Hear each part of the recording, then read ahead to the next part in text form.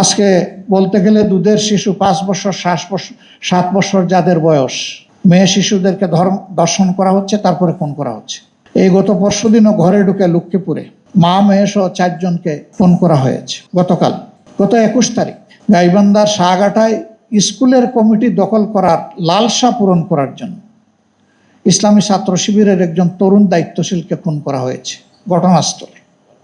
দিনের বেলা আপোষের কথা বলে ডেকে নিয়ে এই সাইফুল্লাহ বাড়ি দুনিয়া থেকে চলে গেছে, তার মায়ের বুক খালি হয়ে গেছে। গাইবান্ধার মানুষ এটা মেনে নেয়নি, তারা এর প্রতিবাদ করেছে, রিয়্যাক্ট করেছে। তার সঙ্গী সালাউদ্দিনকে এমনভাবে কুপানো হয়েছে যে তার মেরুদণ্ডের হাড় ভেদ করে স্পাইনাল কর্ড, যেটা দিয়ে সমস্ত নার্ভ সঞ্চালিত হয়, আগাগোড়া কেটে দেওয়া হয়েছে। আমাদের একটা দেশ আছে, একটা সরকার আছে, তার একটা স্বরাষ্ট্র মন্ত্রণালয় আছে, তার অধীনে আইন প্রয়োগকারী সংস্থার সদস্যরা আছেন, তারপরে অহরহ এগুলা ঘটে চলেছে সর্বত্র দেশের। কয়টার কথা আমরা বলব?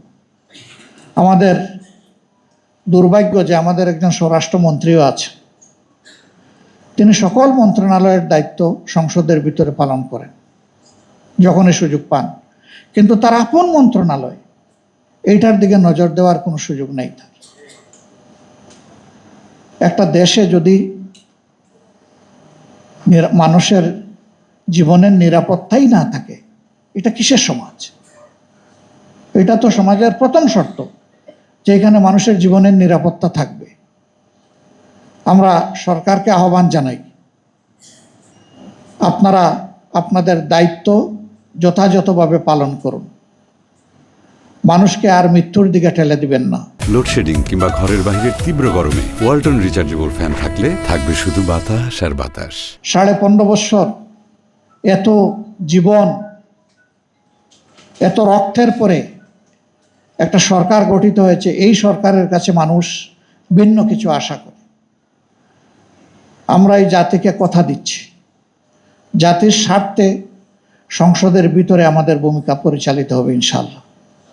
সরকার ভালো উদ্যোগ নিয়ে সহযোগিতা করব, গণবিরোধে যাই সরকার গ্রহণ করবে তার প্রতিবাদ করব, এবং আমাদের সামর্থ্য থাকলে আমরা প্রতিরোধ করব ইনশাআল্লাহ। আর আমাদের এই প্রয়াস সংসদের ভিতরে এবং বাইরে সমানতালে চলবে। আমরা একটা মানবিক সমাজ চাই, মানুষের বসবাসযোগ্য একটা বাংলাদেশ চাই। আমার শিশুর নিরাপত্তা চাই, সন্তানের নিরাপত্তা চাই, আমার মায়ের বোনের মেয়ের নিরাপত্তা চাই, ইজ্জতের নিরাপত্তা চাই। কোনো আধিপত্যবাদের কাছে মাথা নত করতে চাই না, মাথা সোজা করা একটা জাতি হিসেবে আমরা দাঁড়াতে চাই। এর জন্য আমাদের সংগ্রাম অব্যাহত থাকবে ইনশাআল্লাহ। আজকের এই আশুরার দিনে আমরা আরেকবার অঙ্গীকার করছি, আমাদের লড়াই হবে সকল অন্যায় এবং অসত্যের বিরুদ্ধে ইনশাআল্লাহ।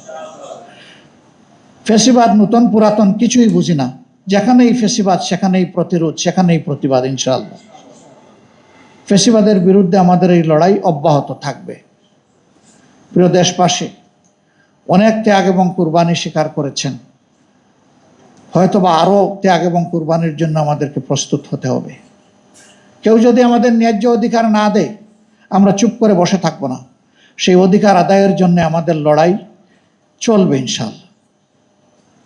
আমরা দেশবাসীর সাথে আছি এবং দেশবাসীকেও আমরা আহ্বান জানাবো, যতক্ষণ পর্যন্ত ন্যায় এবং কল্যাণের উপরে, দেশের স্বার্থের উপরে, আমাদের স্বাধীনতা সার্বভৌমত্বের পক্ষে আমাদের ভূমিকা থাকবে, আপনারা আমাদেরকে দোয়া করবেন, আপনারা আমাদেরকে সহযোগিতা করবেন, আপনারা আমাদের পাশে থাকবেন।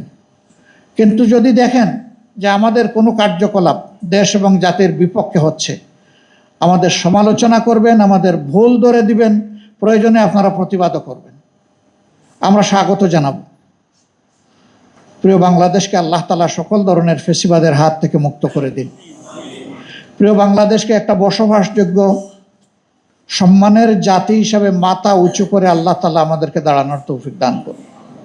আমাদের সীমান্তে কিছু সমস্যা আছে, আলহামদুলিল্লাহ আমাদের দেশবাসী ঐক্যবদ্ধ, মুসলিম ও বিজিবির পাশে গোটা দেশবাসী আছে ইনশাআল্লাহ।